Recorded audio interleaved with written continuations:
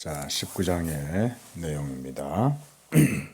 이 신명기는 모세의 설교잖아요. 그리고 이 백성들이 가나안 땅에 들어가기 전에 가나안 땅에 들어가서 어떻게 행해야 할 것이다 라고 하는 것을 또 알려주는 그런 내용이기도 합니다. 그러니까 모세의 입장에서는 율법을 해석을 해주고 그래서 백성들에게 가르쳐 주면서 장차 하나님의 약속의 땅 가나안에 들어가서는 어떻게 할 것인가에 대한 이런 해석과 또 교훈들 이런 것들이 있는 거죠. 19장에서는 이제 도피성에 대한 그런 교훈들이 있습니다. 우리가 도피성이라고 하면 살인자가 아니죠.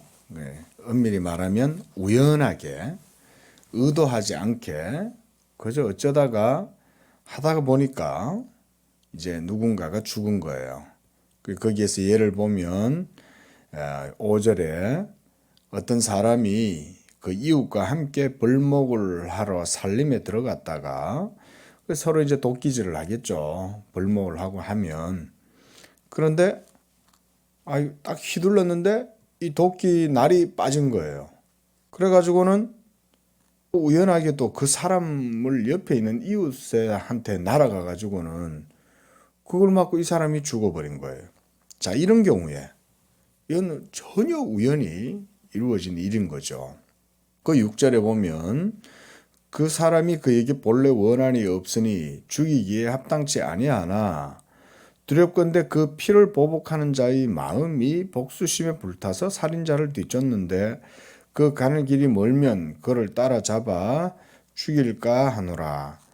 그러니까 이 죽은 사람의 그 피해자의 가족들이 또 이제 너 때문에 죽었다 이러면서 또 보복을 할 수 있다 이거죠. 그러면 또 복수심에 불타가지고 그 죽은 사람의 가족들이 또 이 사람을 죽이려고 할 거 아니에요. 그러면 또 살인이 일어난다 이거죠. 그러니까 그런 것들을 방지하기 위해 가지고 도피성을 사람들이 사는 그 지경의 근처에 하나씩 두어라는 거예요. 그러면 이 도피성으로 피하면 그의 생명을 보존할 것이다. 그랬단 말이죠.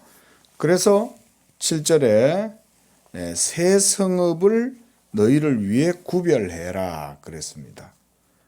그래서 이 도피성으로 피하면 이제 안전하게 그래서 누구든지 도피성에 피한 자는 함부로 할 수가 없는 거예요. 만약 일부러 누군가가 살인을 저질러 놓고 도피성으로 피할 경우도 있겠죠. 그러면 그것에 대해서는 혐의가 입증이 되면은 그 도피성에 있는 사람이라 할지라도 그 도피성에 있는 사람들이 그를 그냥 둘 수가 없는 거죠. 살인자잖아요. 그러면 적법하게 판결을 내려서 또 증인들을 통해 가지고 범죄가 확정되면 그 죄를 물을 수가 있는 거죠. 자, 이렇게 도피성의 제도가 있습니다. 그래서 8절에 보면 하나님께서 맹세하신 대로 내 지경을 넓혀 네 조상들에게 주리라고 말씀하신 땅을 다 너에게 주실 때 너희가 이렇게 명하는 모든 명령을 지켜 행하고 내 하나님 여호와를 사랑하고 항상 그 길로 행할 때에는 이 셋 외에 새 성읍을 더해서 너의 하나님 여호와께서 내게 기업으로 주시는 땅에서 무죄한 피를 흘리지 말라. 이같이 하면 그의 피가 내게로 돌아가지 아니하리라. 결국 하나님께서 약속의 땅 가나안에다가 이 도피성을 세우게 하신 것은 무죄한 피를 흘리지 말도록 하기 위해서 이렇게 하셨다는 것이죠. 여기서 중요한 건 그 땅이죠. 그러니까 사람이 어쩌다가 우연하게 죽을 수도 있잖아요. 고의가 아닌데도 불구하고 고의성이 없을 때 이건 뭐라 그러나요? 아무튼 그랬을 때 그 의도치 않게 사람이 죽었어도 그것도 그 사람이 그것 때문에 또 가해자가 죽어서는 안 되잖아요. 중요한 건 이런 일이 하나님의 약속의 땅 가나안에서는 있어서는 안 된다. 그 말인 겁니다. 14절에서도 보면 내 하나님 여호와께서 내게 주어 차지하게 하시는 땅 이랬죠. 그래서 너의 소유가 된 기업의 땅에서 조상이 정한 너의 이웃의 경계표를 옮기지 말지니라. 여기서도 중요한 건 경계라기보다는 그 땅 자체죠. 그 땅이 도대체 무엇이길래 그러냐, 이런 점을 우리가 생각을 해야 되겠죠. 자, 그리고 15절에서 21절까지는 하나님의 땅에서 이루어지게 되는 그 백성들의 도덕적 삶, 하나님의 율법을 규범으로 해서 이런 거죠. 그 율법의 규범을 따라서 살아갈 때에 그 죄를 저지른 그 죄인에 대해서도 어떻게 처리를 할 것인가에 대해서도 말씀을 해줍니다. 그래서 15절에 모든 악에 관하여 또한 모든 죄에 관하여는 한 증인으로만 할 것이 아니요. 그 한 사람으로만 하게 되면은 이게 누명을 쓸 수가 있잖아요. 예를 들어서 어떤 한 사람과 다른 사람이 있으면 그 사람이 다른 사람을 미워해요. 평소에 질투도 하고 막 그 사람에 대해서 억울하게 누명을 씌울 수도 있잖아요. 그러면 그런 일들도 일어나지 않도록 방지하기 위해서 세 사람의 증인을 세우라는 거예요. 두 사람은 또 서로 협작을 할 수 있잖아요. 서로 이렇게 꾀해가지고 야, 우리 저 사람을 공경에 몰아넣어가지고 감옥에 집어넣고 우리가 그의 재산을 취하자. 예를 들어서 이런 식으로 할 수 있지 않습니까? 그러면 세 증인을 해라는 거예요. 세 증인일 경우에는 이게 그 세 사람이 서로 만약에 짰다 하더라도 세 사람 중에 또 한 사람의 마음이 다를 수가 있거든요. 이런 인간의 어떤 말하자면 모습들을 이용해서 하나님께서도 세 사람의 증인으로 이런 일을 세우시는 거죠. 그걸 통해서 방지도 하시고. 자, 그래서 16절에 만일 위증하는 자가 있어 어떤 한 사람이 악을 행하였다고 말하면 그 논쟁하는 쌍방이 같이 하나님께 나아가서 그 당시 제사장과 재판장 앞에 설 것이요, 재판장은 자세히 조사해서 그 증인이 거짓 증거해서 그 형제를 거짓으로 모함한 것이 판명되면 그가 그의 형제에게 행하려고 꾀한 그대로 그에게 행하여 너희 중에서 악을 제하라. 여기서 너희 중에서란 약속의 땅 가나안 안에서 살아가는 백성들, 오늘날로 말하면 교회, 이런 말인 거잖아요. 교회가 하나님의 약속의 땅이라고 하면 그 교회 안에 지켜야 될 믿음의 규범이 있는 거죠. 하나님에 대한 믿음의 도, 그 도가 바로 규범이잖아요. 그 약속의 땅이 바로 그런 거죠. 그만큼 하나님이 이 땅에 대해서 매우 이제 백성들에게 귀하게, 가치 있게 이렇게 가르쳐 주고 있는 거예요. 그래서 21절에 네 눈이 긍휼히 여기지 마라. 그래서 생명에는 생명으로, 눈에는 눈으로, 이에는 이로, 손에는 손으로, 발에는 발로. 이게 우리가 소위 함무라비 법전 같은 데서 나온다는 동해보복법이다 라는 그런 의미잖아요. 근데 이거를 바르게 잘 해석을 해야 돼요. 동해보복법이란 뭔 말이냐면 우리 한자 말 그대로 내가 해를 입은 만큼 그에게 그대로 갚아주라 이거잖아요. 이 정신이 먼저는 공평, 정의 이거예요. 공정함, 한마디로 그거죠. 근데 이 개념은 사실은 하나님에게 적용될 때는 이게 보다 더 깊다고 할 수가 있습니다. 하나님의 공의, 로우심, 하나님의 거룩하고 의미로우심 그대로 그 땅에서 가치를 실현해라, 이런 적극적인 의미를 가진다고 하겠습니다. 하나님의 법이잖아요. 그리고 그 땅은 하나님의 통치하시는 땅이잖아요. 이런 게 이제 중요한 거죠. 하나님이 통치하시는 도덕적 질서가 있는 그 땅은 하나님의 나라를 보여준다. 하나님의 나라가 있는, 하나님의 통치가 있는 그 땅에서 이런 일이 일어날 수 있느냐? 일어나서는 안 되는 거죠. 그런데 우리가 알다시피 이스라엘 백성들은 항상 죄를 짓잖아요. 이스라엘 백성들뿐만 아니라 우리들도 오늘날 신약의 성도들도 이러한 죄를 짓잖아요. 우리가 교회를 다닌다고 하고 교회에서 공동체 생활을 한다 할지라도 모든 교회가 이 땅에서 온전한 교회가 있습니까? 완전한 교회가 없잖아요. 제가 어려서부터 지금까지 자라면서 완전한 교회는 하나도 못 봤어요.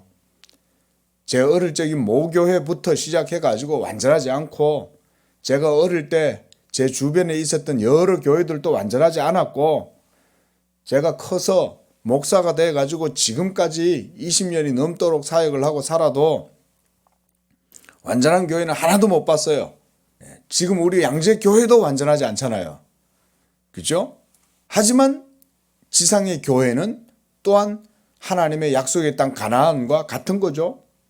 구약시대 때 약속의 땅 가나안이 있었다면 오늘날에도 신약의 교회들이 예수의 이름으로 모이고 그곳에서 말씀이 선포되고 성찬을 행하고 세례를 행하고 이런 것들을 보면 거기에 교회가 있잖아요.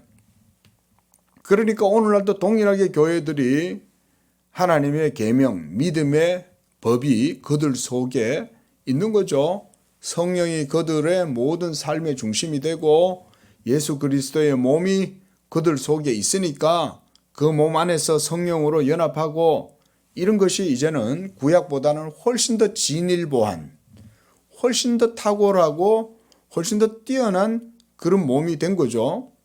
자, 이런 몸을 이루고 살아가는 신약의 교회도 하나님의 통치하심이라든가 하나님 나라라든가 기업이라든가 이런 개념이 구약과 함께 동일하게 가지고 있잖아요. 오히려 구약보다 훨씬 더 뛰어난 몸을 가지고 있는 거죠. 자, 그러할 때 우리 안에는, 신약의 시대에는 어떤 공동체, 어떤 정체성 이런 걸 가지고 있느냐? 그들 속에 성령의 하나되게 하심이 있는 거고, 믿음으로 말미암아 하나님의 계명의 말씀이 그들 중심에 있고, 그 말씀이 선포되어질 때 백성들이 그걸 듣고 믿음으로 아멘하고, 그러면서 예배하고, 그러면서 그 말씀의 법을 따라서 하나님 앞에서 결단하고 순종하고 또 헌신하고 봉사하고, 이런 게 신약교회의 모습이잖아요. 하나님이 원하시는, 구약 이스라엘 백성들에게 요구하시고 원하시는 삶은 사실은 신약의 교회 안에서 어느 정도 크게 드러났다고 할 수가 있는 거예요. 우리가 초대교회 때 보면 초대교회가 얼마나 성령이 충만했습니까? 그런 교회를 하나님이 이 땅에서 원하시는 거죠. 성령이 충만해서 서로 각기 가진 것을 내 것이라고 자기 것이라고 말하지 않고 서로가 공동으로 그런 것들을 소유하고 말이죠. 벌써 거기에는 어떤 가치 개념이 들었습니까? 물질적 가치 개념이 들어있지 않잖아요.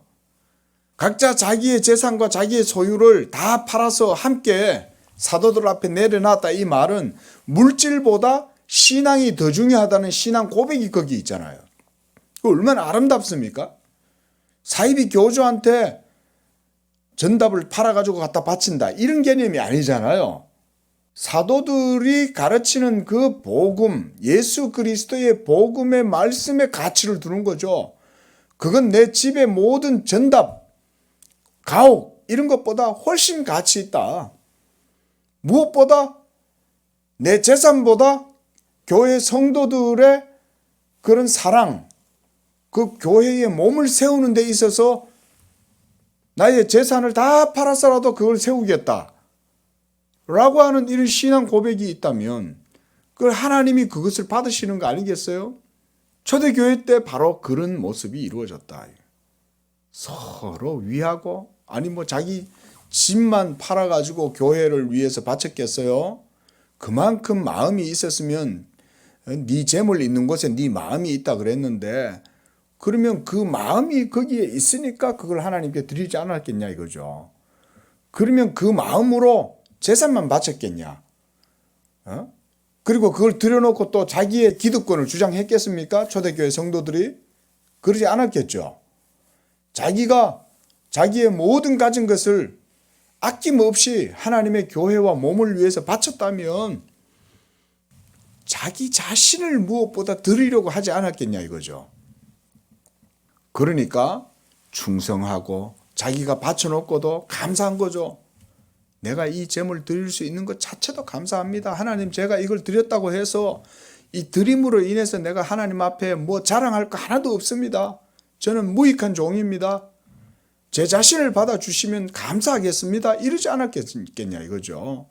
그러니까 충성하고 헌신하고 봉사하고 이렇게 하면서도 나는 무익한 종입니다. 이런 게 믿음의 도라는 거예요. 이런 게. 이게 바로 신약의 교회 안에 있는 바른 정신이다. 이게 멘탈이다. 이런 게 바로 신약 성도들의 바른 정신이다. 이러할 때 하나님께서 이 구약시대 때 명했던 바로 이런 21절의 말씀처럼 하나님의 공평과 정의가 예수 그리스도의 몸된 교회, 성령의 내주하심 가운데에서 온전케 된다. 바로 그런 의미로 우리가 봐야 된다. 그 말입니다. 20장에서도 동일해요. 지금 계속해서 모세는 가나안 땅에 들어가거든 이렇게 해라는 거예요. 그러니까 그 땅, 하나님의 나라다 이렇게 봐야 된다는 거예요. 그런 게 이제 우리가 성경 신학이다 그럽니다. 그걸 신학에서. 이런 성경 신학에서 하나님의 나라의 주제가 그래서 굉장히 큽니다. 예?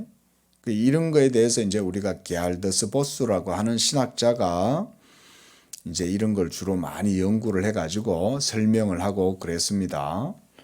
그래서 이 하나님의 나라의 교훈이 있는 거예요. 특히 구약을 해석할 때, 그래서 그 율법 아래에서 섬기던 그 옛 언약 안에서의 삶의 형식과 복음 아래에서 하나님을 섬기는 이 신약의 삶의 형식과의 이런 차이들을 우리가 이런 성경 신학적인 관점에서 그 연속성과 통일성을 이해하는 게 이제 그래서 우리가 게알더스 보스의 신학들을 배우는 거예요.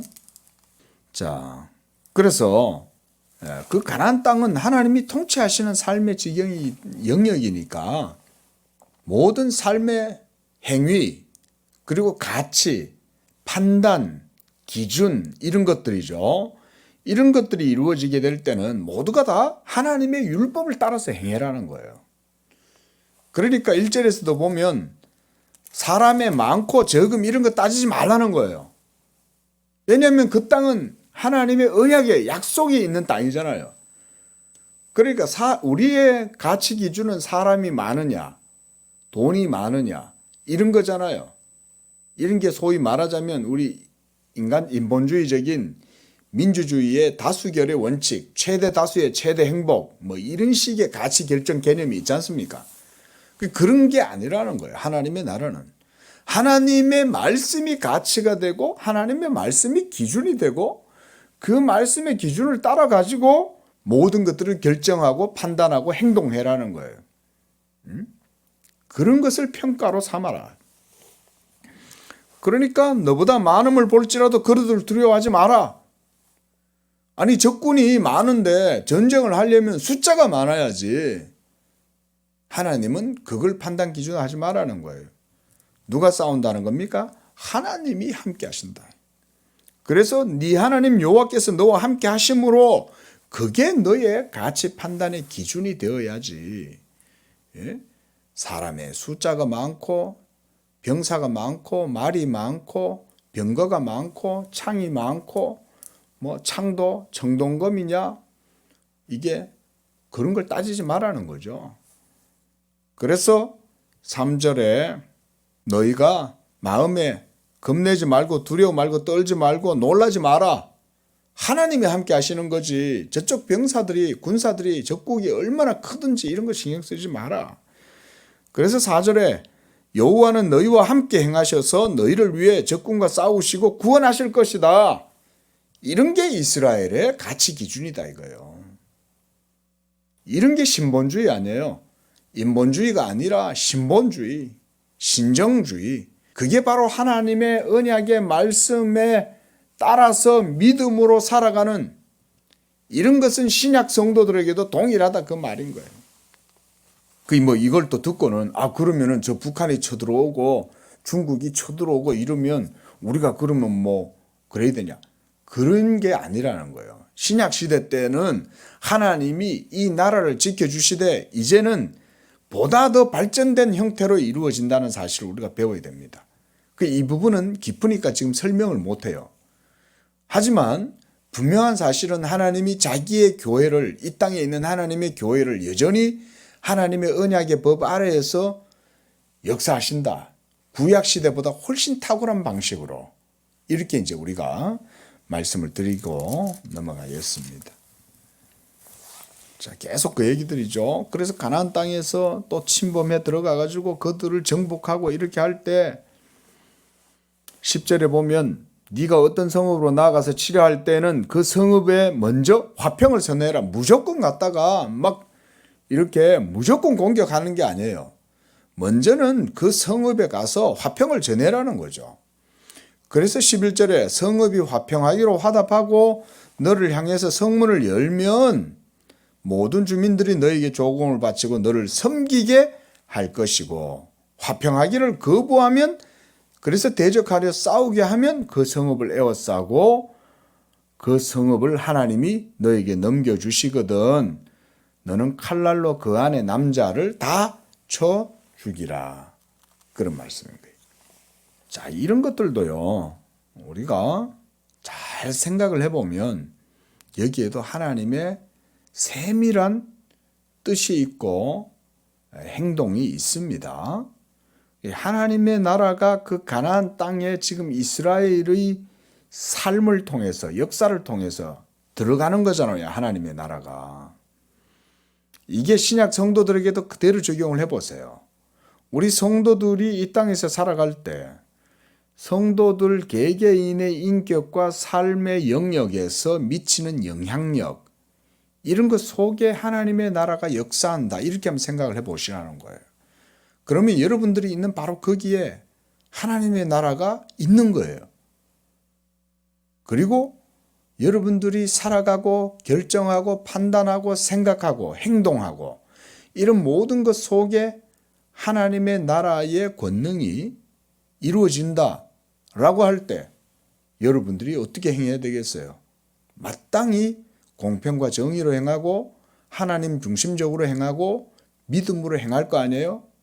그러면 하나님을 대적하는 하나님 나라에 반대되는 모든 이 세상의 육적 세력들, 사탄의 세력들이 깨어져 나갈 거 아니에요? 부서질 거 아니에요? 하나님이 그렇게 도와주실 거 아니에요? 여기서도 보면 두려워하지 마라, 무서워하지 말라는 거죠. 하나님이 너희와 함께 하시겠다는 거죠. 이런 게 신약 성도들의 삶인 거죠. 이런 걸 우리가 믿어야 되는 거죠. 하나님의 말씀이니까. 그러면 하나님의 나라가 여러분들의 인격과 삶의 모든 영역에서 이루어지는 거예요. 그걸 지금 하나님이 가나안 땅에서 이스라엘 백성들이 가나안 7 족속들을 물리칠 때 그런 방식을 통해서 보여주는 거죠. 지금도 하나님이 그와 같은 탁월한 방식으로 역사하신다고 생각하면 됩니다. 우리는 어린아이처럼 아버지가 뒤에서 자기를 위해서 뭘 하는지 모르죠. 어린아이처럼. 그저 막 순진무구해가지고 그저 기뻐하고 즐거워하고 그냥 어린아이처럼 사는 것밖에 모르지만 부모들은 어때요? 그 아이의 삶을 위해서 모든 걸 다 생각하죠. 하나님이 다 그렇게 하시는 거예요. 그래서 그 가나안 땅에서 이런 일들을 행해라. 그 우리가 이런 관점에서 봐야 된다 그거예요. 뭐 인간적인 어떤 감성이나 감정에 따라서 하나님이 이렇게 막 싸우시고 잔인하게 사람을 죽이라 그러시냐 그게 아니죠. 하나님의 영광과 거룩하심을 생각해라 그랬죠. 하나님의 의로우심을 생각하라는 거예요. 우리의 기준으로 생각하지 말고. 그래야 우리들도 그 하나님의 의로우심과 거룩하심과 영광 앞에서 조심할 거 아니에요? 만약에 인본주의대로 이거를 보면 내 식대로 하나님도 재단하고 판단하고 하나님도 내가 생각하는 대로 움직여줘야 된다고 생각하잖아요. 이런 것 때문에 문제가 일어날 수가 있는 거예요. 하나님을 자기 기준대로 생각하면 안 되는 거예요. 누구라도. 자, 20절에 보세요. 20절에 보면 다만 과목이 아닌 수목은, 과목은 열매를 내어서 사람들로 하여금 먹을 수 있도록 해주는 게 과목이잖아요. 과실수, 유실수죠. 이런 것들은 대부분 사람들이 뭘로 안 쓰냐면 이 과목 같은 걸 가지고 우상을 만들고 이러진 않죠. 그런데 20절에 보면 과목이 아닌 수목은 찍어내어 너희와 싸우는 그 성읍을 치는 기구를 만들어라는 거예요. 그래서 그 성읍을 함락시킬 때까지 써라는 거예요. 과목은 나중에 이스라엘 백성들이 들어가면 그 땅에서 나는 과일을 먹어야 되잖아요. 예? 배나무, 사과나무, 복숭아나무 있으면 그런 것들은 나중에 하나님의 백성들이 그 땅에 들어가서는 먹어야 될 그런 이제 열매들을 만들어내는 나무지만 그게 아닌 수목들, 소나무, 잣나무, 뭐 전나무, 메타세콰이어 뭐 이런 것들이 있을 거 아닙니까? 뭐 느티나무 이런 것들. 그러면 그런 것들로 뭘 하냐? 너희와 싸우는 그 성읍을 치는 기구를 만들어라는 거예요. 왜 하나님이 이렇게 명하셨을까요? 저는 여기에서 하나님께서 그 가나안 땅에 있는 아주 악한 세속주의적인 우상 숭배의 정신을 하나님께서 이렇게까지 엄밀하게 경계하신다라고 저는 해석하고 싶어요. 왜냐하면 바알과 아세라 상들 모두는 다 느티나무가 얼마나 커집니까? 느티나무의 아름드리가 뭐 2m가 되는 것도 있잖아요. 엄청 크잖아요, 이게. 그 가나안 땅에 이런 엄청난 나무들이 있을 거라고요. 그러면 그 가나안 땅에 있는 백성들이 이런 걸 만들어 갖고 우상을 만든다고요. 그러니까 하나님께서 그들을 진멸할 때에 이런 것들로 기구를 만들어서 싸우라는 거죠. 이렇게까지 하나님이 가나안 땅 가운데에는 우상 숭배가 절대 있어서는 안 된다. 이거는 그러니까 신약 교회에 예수 믿는 성도들도 동일하게 적용해야 되는 말씀인 거죠. 21장에서는 이제 거기서는 우리가 22절에 이 말씀만 보고 마치겠습니다. 사람이 만일 죽을 죄를 범함으로 네가 그를 죽여 나무 위에 달거든 그 시체를 나무 위에 밤새도록 두지 말고 그날에 장사하여 내 하나님 여호와께서 내게 기업으로 주시는 땅을 더럽히지 말라. 나무에 달린 자는 하나님께 저주를 받았음이니라. 이 율법의 말씀에 근거해서 이제 사도 바울도 십자가를 설명을 하고 그리고 이 율법에 근거해서 유대인들도 예수님의 그 십자가에 죽으신 시신을 방치해 두지 않고 그대로 내려라. 그래서 내일은 안식일이니까 이제 그 시신을 빨리 죽게 해서 이제 그 십자가에서 내려가지고 없애라. 이렇게 이제 명하잖아요. 바로 이 규정이죠. 그러니까 그 시체를 나무 위에 밤새도록 두지 마라. 라고 했을 때 이것을 이제 십자가로 이렇게 이제 사도 바울도 설명을 한 거죠. 그래서 내게 기업으로 주시는 땅을 더럽히지 마라. 이렇게 이런 것 속에 벌써 예언의 요소도 있는 거죠. 하나님의 율법이 제가 볼 때는 이런 거는 좀 깊어요. 아주 깊은 내용이에요. 이렇게 쉽게 설명하기가 어렵지만 어쨌든 율법이 장차 일어나게 될 예수 그리스도의 구속까지도 이런 식으로 해서 표현을 하고 있다. 저는 이 정도로 설명하는 것으로 만족을 하려고 합니다. 기도하겠습니다. 거룩하신 하나님 아버지, 오늘 한 날도 우리 성도들 믿음으로 하나님과 함께 동행하고, 그래서 하나님이 나와 함께한다, 우리와 함께한다라고 하는 이런 믿음의 고백으로 하나님의 나라에 속한 시민으로 삶을 살아갈 때 우리 모든 성도들의 삶에 복을 주시고 함께 하시고 또 탁월함을 허락하여 주셔서 하나님의 영광이 나타나는 복된 삶이 되도록 축복하여 주시옵소서. 예수님의 이름으로 기도합니다. 아멘.